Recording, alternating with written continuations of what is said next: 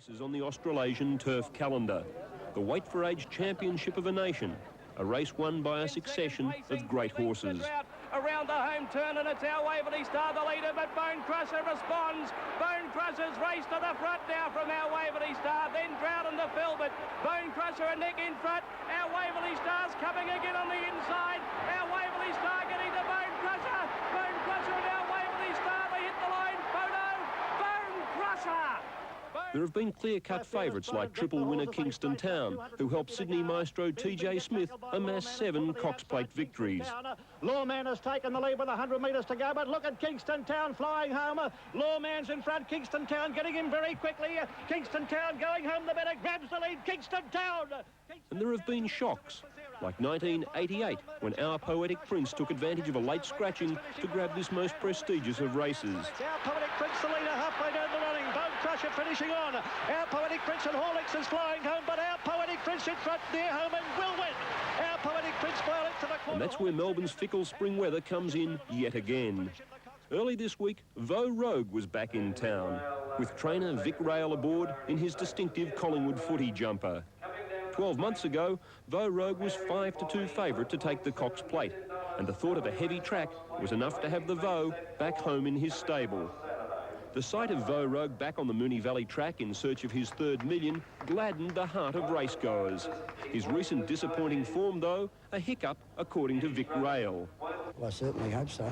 If we didn't think we could win it, couldn't win it, we wouldn't be in it, so. Tuesday is traditionally Breakfast with the Stars Day, and this week it provided one of the finest galaxies of equine luminaries ever to grace the track. Let's meet the contenders for this $1.7 million Weight for Age Classic, starting with the lady herself. The super heavyweight mare from New Zealand, one of 7 millionaires in the field, the winner of the 1988 Melbourne Cup, Empire Rose. Going to the front is Empire Road. Natski and Apollo run the challenges, but the great mare Empire Rose in front. Stride by stride, Natski wearing it down. Empire Rose a neck in front. Natski trying to peg her back. Empire Rose in front of the Melbourne Cup. Empire Rose. On Tuesday morning, the Valley was singing her praises as she put in a near-perfect preparation. Now, only the condition of the track remains a question.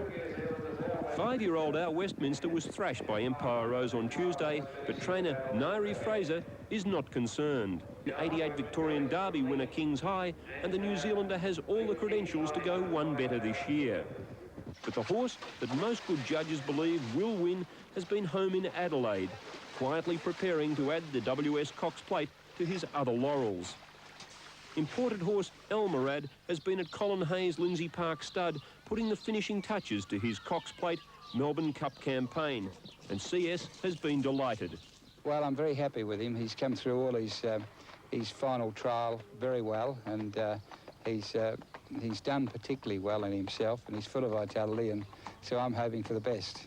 The makeup of the final 14 in the Cox Plate can always be relied on to provide controversy. This year, the drama centred on the decision to name Caulfield Cup winner Cole Diesel first emergency. But then again, the race has always enjoyed that added spice, that championship quality. It's been a race for champs and won by champs. And in 1989, it will be the same all over again. But the mighty Red Anchor's coming away to win the Cox Plate. Scores by a length from Street Cafe. Very much indeed, Ray Warren, and welcome to viewers to Wide World of Sports, looking for the big race of the day here.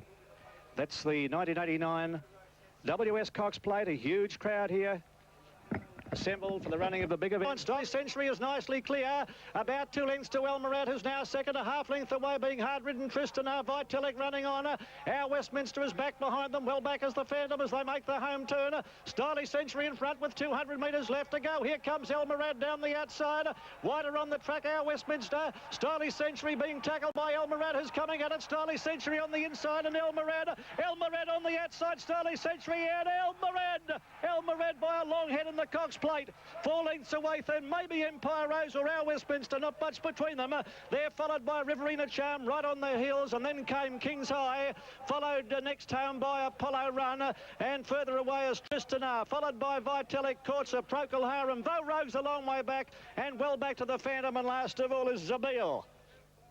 Oh, what a great performance by the Melbourne Cup favourite, Elma-Red, as he inch by inch took ground off Starley Century, a bold front-running performance under the guidance of Kevin Moses, but Michael Clark has brought the Colin Hayes stayer down the outside, and Sheikh Hamdan bin Rashid Al, he'll be absolutely behind himself, the Sheikh Maktoum, taking out the Cox Plate.